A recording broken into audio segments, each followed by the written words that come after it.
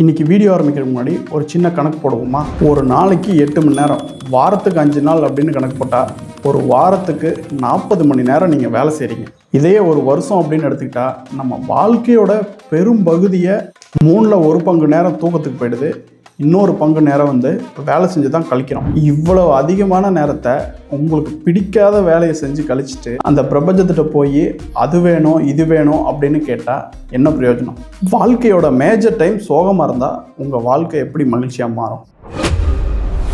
The Seventh Sense. சரி, இதுக்கு என்னதான் தீர்வு? அதுதான் இயல்பு தொழில்.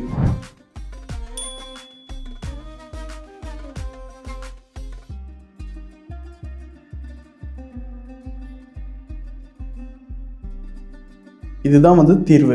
நீங்கள் செய்கிற வேலை உங்களுக்கு பிடிச்ச வேலையாக இருந்தால் மட்டும்தான் அந்த வேலையை செய்யும்போது நேரமும் காலமும் மறக்கும். அப்படி ஒரு வேலையை நீங்கள் செய்யலைன்னா உடம்பும் நல்லா இருக்காது, மனசும் நல்லா இருக்காது. இதை ஏன் நம்ம சேனலில் பார்க்குறோம் அப்படின்னா, இதில் பெரிய ஒரு பிரபஞ்ச விதி இருக்குது. நீங்கள் செய்கிற வேலையை ரசித்து மகிழ்ச்சியாக செஞ்சீங்க அப்படின்னா உங்கள் உடம்புல நல்ல கெமிக்கல்ஸ் சுரக்குது.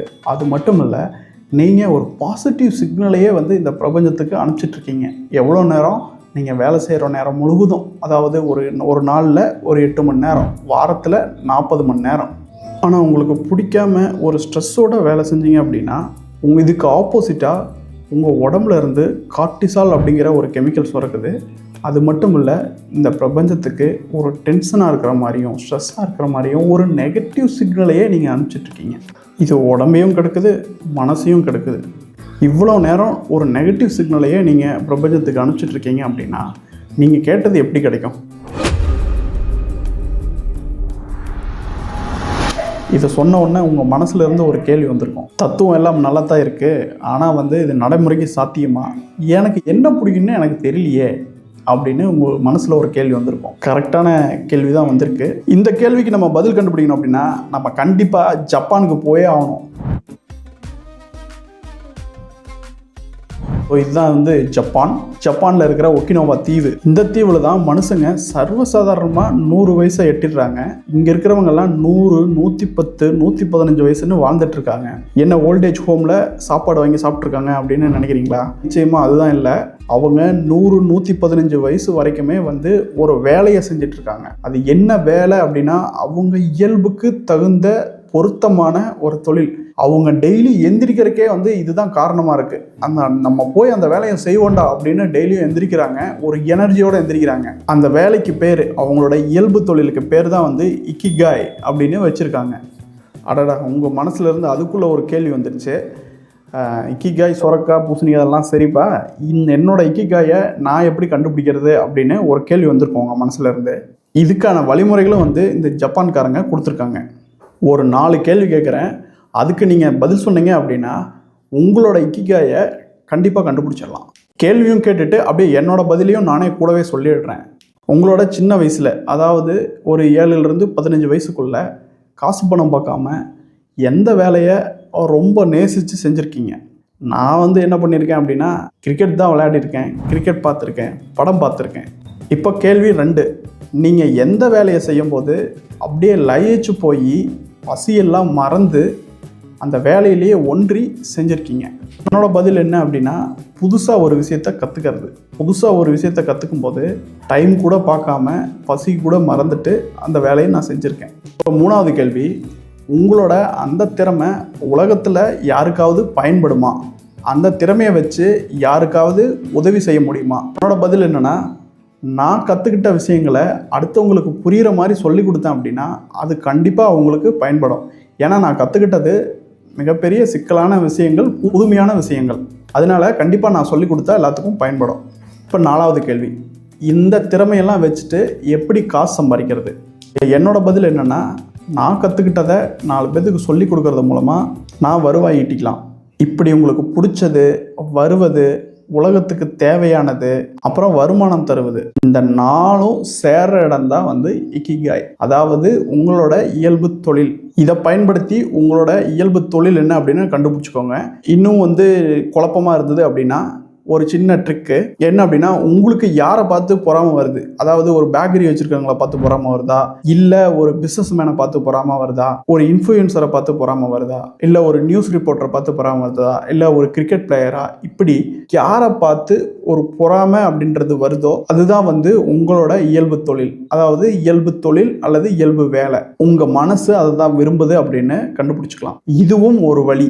சரி, இக்கிகாய் கிடச்சிருச்சு அப்படின்னு உடனே வந்து நாளைக்கே வேலையை விட்டுட்டுறாதீங்க. ரொம்ப டேஞ்சர். நீங்கள் பார்த்துட்டு இருக்கிற வேலையை 9 to 5 அப்படியே வந்து பாருங்கள். அதுக்கப்புறம் மாலையிலையோ இல்லை வந்து காலையிலையோ இந்த இயல்பு தொழிலுக்காக ஒதுக்குங்க. அதாவது ஒரு சின்ன லெவலில் ஸ்டார்ட் பண்ணுங்க. எப்போ உங்களோட அந்த இயல்பு வேலை தொழிலிருந்து வருமானம் வந்து வருதோ அப்போது உங்களோட மெயின் வேலையை விட்டுடுங்க. இருங்க, இதை வந்து ஒரு எக்ஸாம்பிளோட பார்க்கலாம். நீங்கள் ஒரு ஐடி கம்பெனியில் வேலை செஞ்சிட்ருக்கீங்க. ஆனால் வந்து உங்களோட இயல்பு தொழில் இயல்பு வேலை அப்படின்றது சமையல் தான் அப்படின்னு ஒரு கற்பனையாக வச்சுக்குவோம். உடனே வேலையை விட்டீங்க அப்படின்னா அடுத்த மாதம் இஎம்ஐ பில்ஸு இதெல்லாம் வந்து கட்டவே முடியாது. அதனால வந்து இதுக்கு ஒரு பிளானை போடணும். என்ன பிளான்னா, உங்ககிட்ட சனி ஞாயிறு லீவ் இருக்குது, அதில் வந்து விதவிதமாக சமையல் பண்ணி ஃபோட்டோ எடுத்து இன்ஸ்டாகிராமில் போடுங்க. ஒரு 2 வருஷம் முதல்ல பக்கத்தில் இருக்கிறவங்களுக்கு ஆஃபீஸில் இல்லை இன்ஸ்டாகிராம் ஃப்ரெண்ட்ஸு இந்த மாதிரி என்னென்ன வாய்ப்புகள் இருக்கோ சின்ன சின்னதாக அவங்களுக்கெல்லாம் கொடுக்க ஆரம்பிங்க. அந்த ருசி அவங்களுக்கெல்லாம் பிடிச்சிருக்கான்னு பாருங்கள், கன்சிஸ்டன்சி தர முடியுதான்னு பாருங்கள், உங்களுக்கு அதை பண்ணுறதுல ரொம்ப மகிழ்ச்சியாக இருக்குதா அப்படின்னு பாருங்கள். சின்ன சின்ன டெக்னிக் எல்லாம் வந்து உங்களுக்கு அந்த களத்தில் இறங்கும் போது தான் உண்மையாக வந்து கள நிலவரமே வந்து தெரிய வரும்.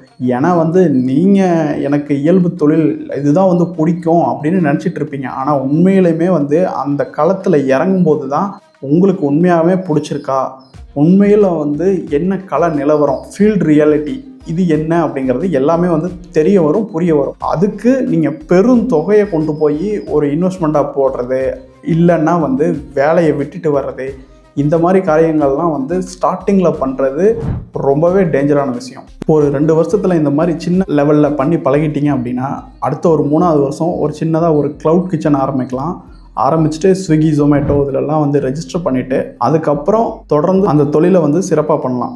எப்போ உங்களோட ஐடி வேலையை விட இதிலிருந்து வருமானம் அதிகமாக வருதோ இல்லை பாதி அளவுக்கு வருதோ நீங்கள் அந்த டைமில் அந்த வேலையை ரிசைன் பண்ணிடலாம். தொடர்ந்து உங்கள் இயல்பு வேலையை பார்க்க தொடங்கிடலாம். இப்போ இந்த முடிவெல்லாம் எடுக்கிறீங்களோ அப்போ இருந்து வந்து இந்த ஐடி வேலையிலேருந்து வர்ற சம்பளத்தை ஒரு முதலீடுக்காக வச்சுக்கணும். அடுத்தது செலவுக்காக வந்து சேமிச்சும் வந்து வச்சுக்கணும். இதுதான் வந்து நீங்கள் பண்ணிகிட்டு இருக்கிற தொழிலிருந்து உங்களோட இயல்பு தொழிலை அடையிறக்குண்டான வழிமுறை. இந்த மாதிரி மெல்ல மெல்லமாக ஃபீல்டில் இறங்கி வேலை செஞ்சால் தான் உண்மையான கள நிலவரமும் புரியும், உங்களோட ஸ்கில் என்ன, உங்களோட ஸ்ட்ரென்த்து வீக்னஸ் என்ன அப்படிங்கிறதும் உங்களுக்கு புரிய வரும். இதெல்லாம் தெரியாமல் வேலையை விட்டுட்டு இக்கிகாய் அப்படின்னு சொல்லிட்டு குதிச்சா கல்லை கட்டிட்டு கிணத்துல குதிக்கிறதுக்கு ஈக்குவல். நம்ம பிரபஞ்சம் பற்றின 7 உண்மைகளை பார்த்தோம். அதை வச்சுக்கிட்டு இதை எப்படி செயல்படுத்துறது அப்படின்னு கேட்டால், நம்ம பிரபஞ்சம், நமக்கு இருக்கிற சூழ்நிலை, அதாவது சூழ்நிலை அப்படின்னா உங்களுக்கு இருக்கிற இப்போ வேலை, இந்த வேலை அதனால வர்ற டென்ஷன் ஸ்ட்ரெஸ்ஸு அதாவது எண்ணங்கள், இது பிரபஞ்சம், இந்த சூழ்நிலை அதனால் வர டென்ஷன் ஸ்ட்ரெஸ்ஸு தாட் எண்ணங்கள் எல்லாமே வந்து எதையும் மாற்ற முடியாது. அதை அப்படியே கம்ப்ளீட்டாக அக்செப்ட் பண்ணிக்கங்க. திங்கிங் அதாவது அஃபர்மேஷன் என்ன பண்ணணும் அப்படின்னா, எந்த வேலையை செஞ்சால் நான் நிம்மதியாகவும் ஆர்வமாகவும் நிறைவாகவும் இருப்பனோ அந்த வேலை கிடைப்பதற்குண்டான சூழ்நிலையை இந்த பிரபஞ்சம் உருவாக்கி கொண்டிருக்கின்றது அப்படின்னு அஃபர்மேஷன் பண்ணுங்கள். எப்போ பண்ணுறது? காலையில் எந்திரிச்சோன்னே கூட பண்ணுங்கள்.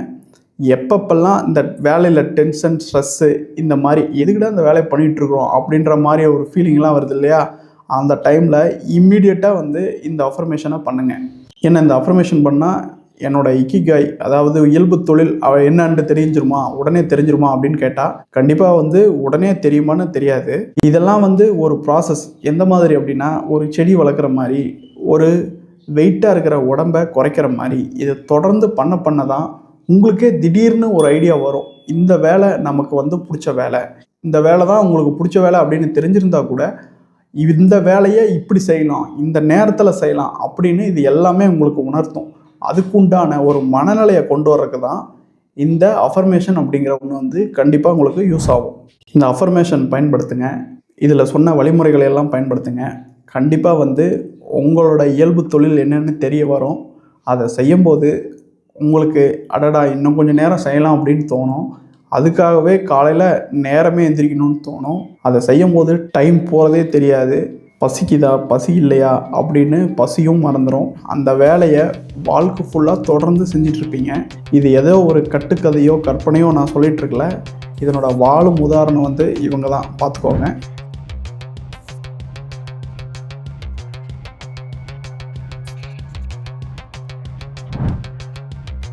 இந்த மாதிரி வாழ்ந்தீங்கன்னா பிரபஞ்சத்துக்கு பாசிட்டிவ் சிக்னலே அதிக நேரம் போகும். அதாவது ஒரு நாளைக்கு 8 மணி நேரம் பிரபஞ்சத்துக்கு ஒரு நிறைவோட ஒரு நிம்மதியாக மகிழ்ச்சியாக இருக்கிற மாதிரி ஒரு பாசிட்டிவ் சிக்னலையே நீங்கள் அனுப்புவீங்க. பணம் அப்படின்றது தானாக தேடி வரும். அடுத்தது அந்த வேலையில் மாஸ்டர் ஆகக்கூடிய ஒரு வாய்ப்பு வந்து உங்கள்கிட்ட இருக்குது. ஒரே கல்லில் 4 மாங்காய் அடிக்கிற மாதிரி இதுதான் வந்து பிரபஞ்சத்துக்கு பாசிட்டிவ் சிக்னலையும் அனுப்பும், உங்களுக்கு மகிழ்ச்சியும் தரும், உங்களுக்கு பணத்தையும் தரும், உங்கள் உடல் நலத்தையும் வந்து நல்லா பாதுகாக்கும். நீங்கள் நீண்ட நாள் ஒரு உடல் நலத்தோட மகிழ்ச்சியோட வாழ்கிறதுக்குண்டான ஒரு சீக்ரெட் ஃபார்முலாவே இதுதான். இதை செயல்படுத்துனீங்க அப்படின்னா நீங்களும் இவங்கள மாதிரி 100 வயசு ஜாலியாக மகிழ்ச்சியாக நிம்மதியாக வாழலாம். நம்புங்க. இந்த வீடியோ முடிச்சுட்டு போகிறதுக்கு முன்னாடி உங்களோட சின்ன வயசில் எந்த வேலையை இந்த மாதிரி ரசித்து அதிலேயே லயித்து செஞ்சீங்க அப்படின்னு இந்த கமெண்ட் செக்ஷனில் கமெண்ட் பண்ணுங்கள். இது எது என்னோட இயல்பு தொழில் அப்படின்னு தேடுறவங்களுக்கு ரொம்பவே யூஸ்ஃபுல்லாக இருக்கும். உங்களுக்கு எது தெரியலனாலும் கமெண்ட் செக்ஷனில் போய் பாருங்கள், உங்களுக்கு கூட ஒரு ஐடியா கிடைக்கலாம். நன்றி நண்பர்களே.